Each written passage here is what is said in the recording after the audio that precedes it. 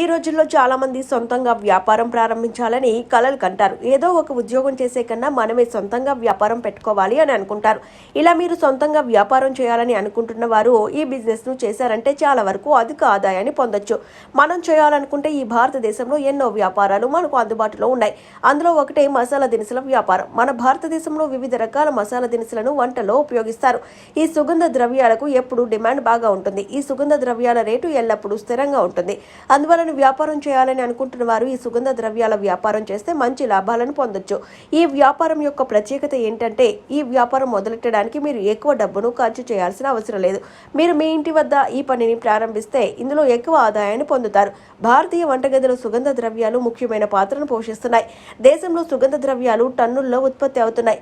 మీకు ఈ సుగంధ ద్రవ్యాలపై అవగాహన ఉంటే మీరు మసాలా తయారీ యూనిట్ ను ఏర్పాటు చేయడం ద్వారా అధిక మొత్తంలో ఆదాయం పొందొచ్చు.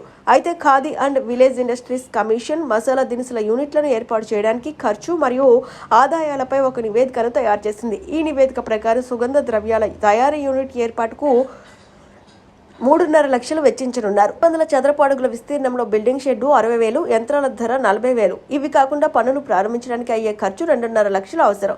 మిరపకాయలు, పసుపు, కొత్తిమీర మొదలైనవి రుబ్బుకోవడానికి గ్రైండర్ అవసరం. అవి చాలా పెద్దవి కావు మరియు ఖర్చు కూడా తక్కువే. వాటిని ఆన్లైన్లో కూడా ఆర్డర్ చేయొచ్చు. పసుపు, ఎండుమిర్చి, ఎండుమిరపకాయలు, జీలకర్ర, కొత్తిమీరలను ముడి పదార్థాలుగా ఉపయోగించి గ్రైండ్ చేసి ప్యాకింగ్ చేసి అమ్ముతున్నారు. ఇది ప్రతి నగరంలోనూ సులభంగా కనిపిస్తాయి. ఈ ప్రాజెక్టు నివేదిక ప్రకారం సంవత్సరంలో 193 క్వింటాల్ల సుగంధ ద్రవ్యాలు ఉత్పత్తి అవుతాయి. క్వింటాకు 5,400 చొప్పున అమ్మితే సంవత్సరంలో 10.42 లక్షల వరకు ఆదాయం పొందొచ్చు.